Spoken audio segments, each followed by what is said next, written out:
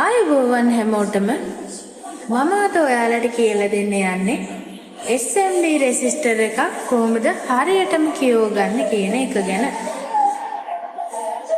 ඔයාලා දන්නවා ඇති SMD රෙසිස්ටර් කියලා කියන්නේ මේ වගේ බෝඩ් එකක යටපැත්තෙන් පාසල තියෙන මෙන්න මේ වගේ ප්‍රතිරෝධක වලට අපිට මේවා අඳුර ගන්න පුළුවන්. මේ රෙසිස්ටර් ඉස්සරහින් R අකුරත් කැපැසිටර් ඉස්සරහින් C අකුරත් සඳහන් වෙලා තියෙනවා. අන්න ඒක නිසා අපිට SMD රෙසිස්ටර් කියන්නේ මොනවද? SMD කැපැසිටර්ස් කියන්නේ මොනවද කියන එක මේ විදිහට අකුරු වලින් අඳුර ගන්න පුළුවන්. ඔයාලට පේනවා ඇති හොඳට මේ අංක ගහලා තියෙනවා. ඒ වගේම පෙළක් SMD රෙසිස්ටර් උඩ බිංදුව ගහලා තියෙනවා. මම ඔයාලට මුල සිට සරලව කියලා දෙන්න SMD රෙසිස්ටර් හරියටම අගය මැනගන්නේ කොහොමද කියලා. මම ඔයාලට කියලා දෙන්න පහසු වෙන්න මේ විදිහට කොලයක ලියාගත්තා SMD රෙසිස්ටර්ස් වල අගයන්. අපිට වැඩි වශයෙන් හම්බෙන්නේ මේ වගේ අංක 3 හෝ අංක 4 රෙසිස්ටර්ස්. මගේ කලින් වීඩියෝ එකේ දාලා තියෙනවා සාමාන්‍ය රෙසිස්ටර්ස් අගය කියවන විදිහ. ඒ විදිහමයි මේකත් පළවෙනි අංක දෙක එහෙමම ලියලා දෙවෙනි අංකයේ ගානට බිංදුව අරගන්න ඕනේ. හරි. දැන් මේක ගත්තොත් පළවෙනි අංක දෙක එහෙමම ලියලා තුන්වෙනි අංකය අගේ 3 ඒ ගානට මේ විදිහට බිංදු 3ක් අරගන්න. එතකොට මේ SMD රෙසිස්ටර් එකේ අගය වෙන්නේ 22 ohms. අපිට මේක කිලෝ ohms විදිහට හදාගන්න අපි මේක 1000න් බෙදමු. එතකොට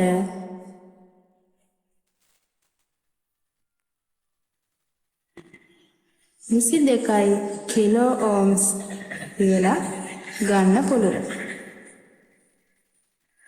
මේකත් අපි මේ විදිහට හදමු. පළවෙනි අංක දෙක ඒ විදිහටම ලියලා තුන්වෙනි අංකේ අගයට බිංදු ගන්න. 1 2 3 4 5. ඊට පස්සේ මේ තියෙන්නේ ohms ප්‍රමාණය. මේක කිලෝ ohms කරගන්න 1000න් බෙදනවා.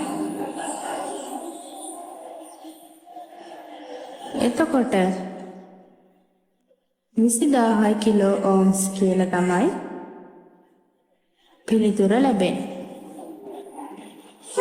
ඒ වගේම මෙන්න මේ විදිහට අංක 4ක රෙසිස්ටර් එකක් આવොත් අපි මොකද කරන්නේ? හරිම ලේසි. ඒකත් පළවෙනි අංක 3 ඒ විදිහට ලියලා 4 වෙනි අංකයේ ගානට බිංදුව ඇතුළත් කරගන්න. 4 වෙනි අංකයේ 2යි. එතකොට බිංදු 2යි.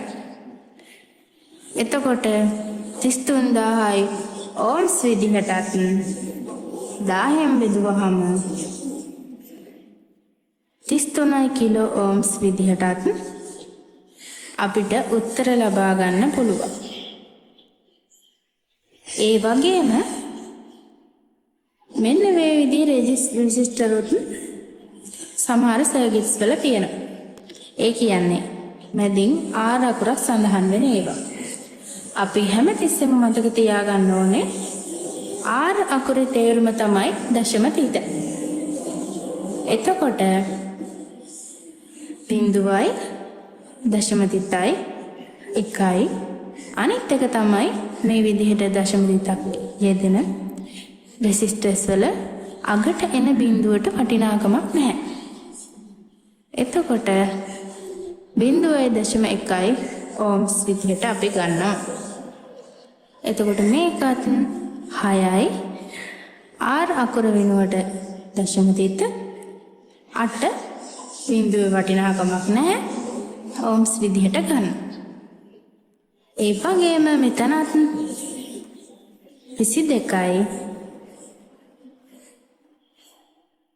R කියන්නේ දශම තිත. අපිට අන්තිමට දශම තිත දාලා වැඩක් නැහැ. ඒක නිසා කෙලින්ම ඕම්ස් කියලා ගන්නවා.